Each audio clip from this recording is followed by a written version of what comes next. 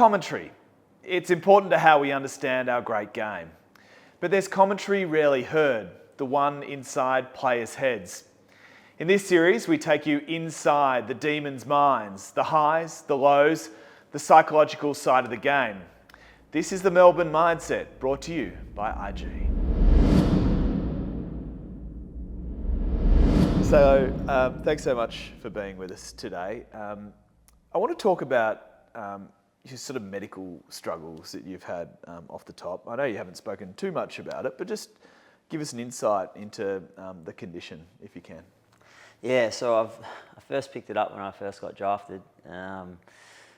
Just got to the club, it was probably a month in. I couldn't run through the cones or anything. And I remember a lot of the boys like Jonesy and that were ripping me, thinking, who the hell is this guy? Come in, can't even get through to a cone. And then passed out in one session, and it was pretty hot out here, so they thought it was probably heat stroke. Then it happened again the following week when it was raining, so they thought something was up. And when I got some blood tests done, it came back with like an overactive thyroid. So pretty much my thyroid's gone into overdrive, which has been triggered by something. And at that stage, obviously it happened again, probably 2017, and again last year.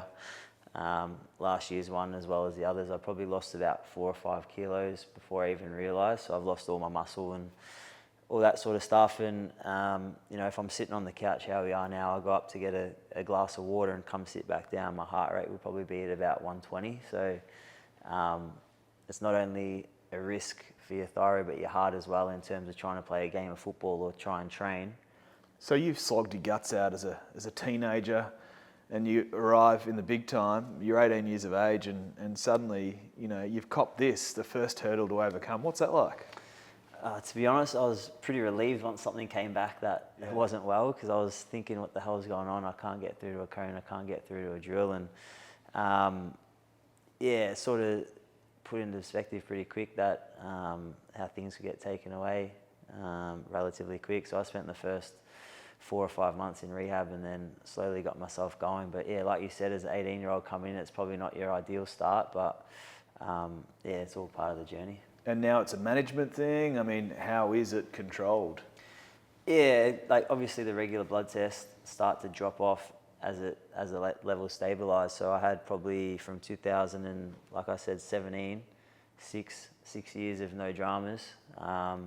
And then last year it sort of reared its head again. So that's the third time it's come, which was right at the end of pre-season before the first game. So wasn't I frustrating? Yeah, the year before I had 2 knee surgeries, which you sort of think, it is what it is, that's football, you have a timeline, where this sort of came up right before the start of the season. And there's no timeline with it. It's just a weekly blood test. When your levels drop to where it's meant to be, that's when you can start walking laps. I was walking laps with a heart rate monitor.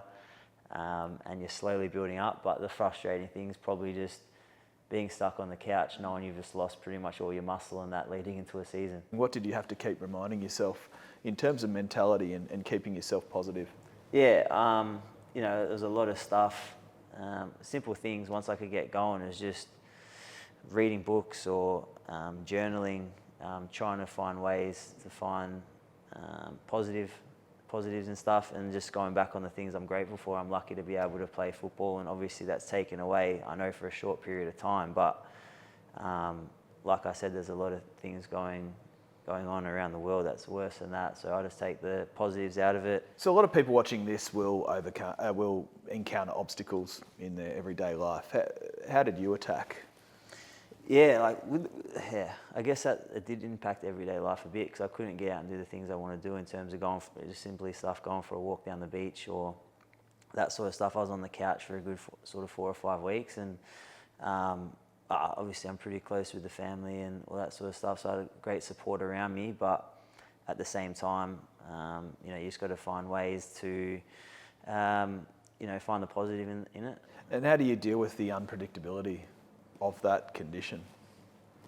Yeah, it's a tough one. I think as soon as I encountered it, it was just straight away, what's next? So what plan could I put in place to help? Got the heart rate monitors in, got different things of little levels I need to do to tick boxes. And then, like I said, once I sort of got it within a manageable level, it was just setting goals and then ticking them off, and working with the fitness team to make sure A, I know what I need to do to get back, and also B, when I'm back, I'm ready to perform.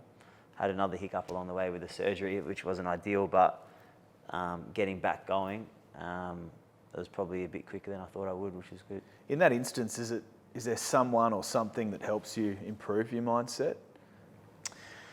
We got a psychologist at the club, which I spend a bit of time with, just to stay present and not dwell on what's happened.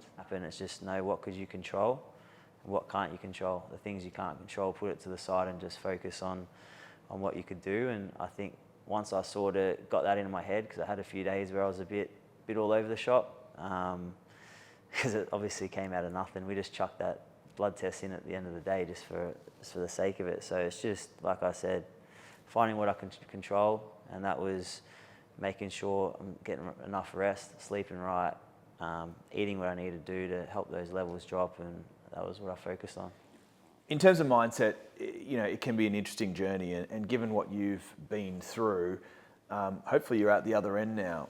How do you attack the rest of this season especially, but also the rest of your career, balancing that with what you've been through in the past? Yeah, it's obviously, like you said, hopefully out the other side, I'm in a good space, change roles, so it's sort of a fresh start for me. So I'm really excited for the year to come. I'm looking forward to get amongst it in the midfield, and hopefully put my best foot forward and get in some good form as the year goes on.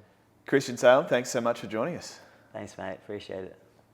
Christian Salem has overcome significant physical and mental battles on his journey to the summit of footballing achievements.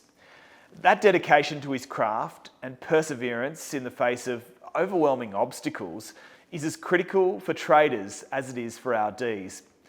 Whether it's in the markets or on the fields, mastering your mindset is vital to help you perform at your best.